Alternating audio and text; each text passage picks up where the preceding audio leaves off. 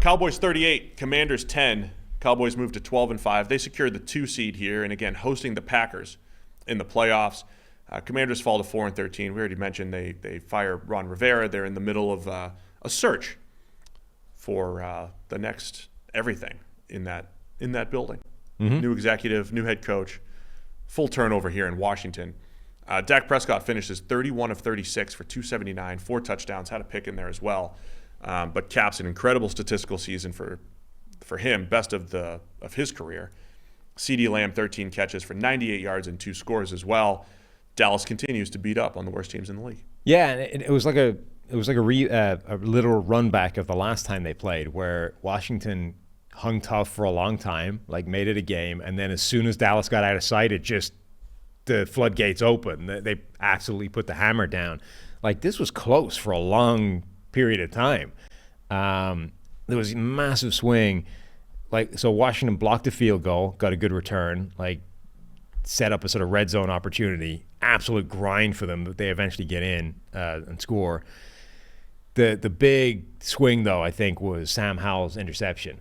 He throws an interception, CeeDee Lamb scores a touchdown. That was a huge swing in the wrong direction for them. But they were in this game for a long period of time, and then as soon as Dallas got a sight of the victory, it completely stopped being a contest. I wanted to highlight some of the stuff on Dak because I think I'm just going to present the facts, and you can do what you want with them. Okay. Bearing in mind it's voting day for All-Pro and awards. So this one's an interesting one because usually the MVP, the MVP is going to be a quarterback, and he'll double as the All-Pro. I think there's a case to split that. If you want to say Lamar's MVP, you can say that Dak is the All-Pro quarterback. I think there's a case for that. I think Dak would be in this MVP conversation. In any other year, statistically, he deserves to be in the MVP conversation, no matter which way you break it down. He's going to be first or second in PFF grade at the end of the week. He was barely second in ESPN's QBR. And as we've already established, leads the league in touchdowns. Leads the league in touchdown passes. I think he's second in passer rating behind Brock Purdy. So any of your traditional stats are fine. And I'm trying to find the stat that I put out there. But as I mentioned, his high-end games have been incredible. All of the 90-plus games that he's had. And they've come against bad teams, though. That's the only thing, right? Yeah. And this is legit, right? Anytime it's a somewhat narrative-driven award. And anytime Dak had a chance to change the narrative, he really didn't do it. Yeah. In the couple times that he did, may have been against the Eagles. And now maybe knowing what we know about the Eagles, it's less impressive. So his highest, let me just get his highest grades of the season. His highest grades of the season against the Commanders, Giants, Rams. Rams is the most impressive one. And they're in the playoffs, but they're not great defensively. Patriots, Chargers, Commanders, Panthers, Seahawks. So of his 7 best games, which are all really good, 6 are against teams that are picking in the top 10. So I went to looking, how's he doing against teams in the top 10? He's first or second in every major category. First in PFF grade, second in yards, first in touchdowns, 19-3 touchdown interception ratio. So Dak's having a great season. He's doing most of his damage against bad teams.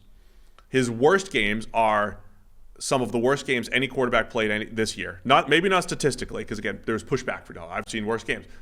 Grading in the 40s, PFF grade, against the Cardinals, and then in the big games against the 49ers and the Bills, graded in the 40s.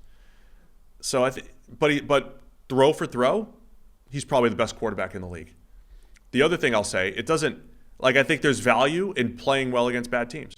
You have to win those games. He didn't play well in the Arizona game, and they blew it. They lost. So there's value in beating up the bad teams. But when you're talking about the MVP, when you want to see a guy step up in the biggest game and do it on the big stage, I think Dak had a nice game against Seattle on Thursday Night Football. He had the good games against the Eagles. But he really did most of his damage against the worst teams. And I think that's hurting him from an MVP conversation standpoint.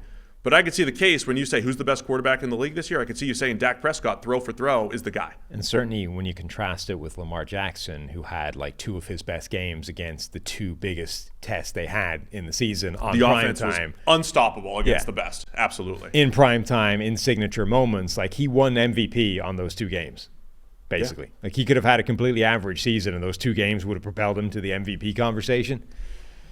So just wanted to touch on that. Commanders, there'll be a huge story this offseason. Oh, so many fun offseason stories coming up here. But Dallas, I love that they're playing the Packers. They're hosting them. Jordan Love and company coming into town for a great round 1 matchup. If Dallas wins and Detroit wins, if it goes chalk, it's Dallas hosting the Lions in round 2, which of course would have been flipped if the refs, got the thing right a couple Saturdays ago. But we'll get there when we get there. Anything else on this game? No, I don't think so. I mean, we saw this game already. It happened exactly the same as it happened the last time. Also, I mean, Commanders were hanging tough early. Dak threw an early interception. It was a close game for a little bit. So that, you could have flashed back to Week 18 as I did on the preview show and say, hey, last year Dallas had a rough one, but it didn't matter because the Eagles lost too. So Cowboys clinched that number 2 seed.